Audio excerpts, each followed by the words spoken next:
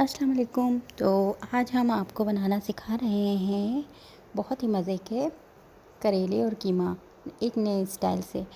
تو سب سے پہلے ہم نے کریلوں کو اس طرح کاٹ لیا ہے چھوٹے چھوٹے بالکل باریک کر کے، اور اس آئل لیا ہے، آدھا کپ آئل لیا ہے، اور اس میں ہم نے ہلدی اور تھوڑا سا ایک چمچ لہسن ڈال کے اس کو اس میں فرائی کر لیا ہے۔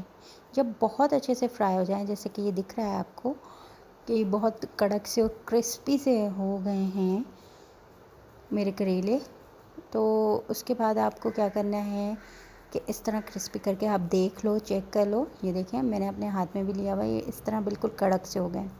پھر اس میں آپ لوگوں نے اس کے اندر 2 عدد بڑی پیاز اور 4 عدد ٹماٹر یہ لینے ہیں، اور پہلے پیاز کو ڈال دینا ہے کریلوں کے اندر، اور اس کو اچھی طریقے سے بھون لینا ہے۔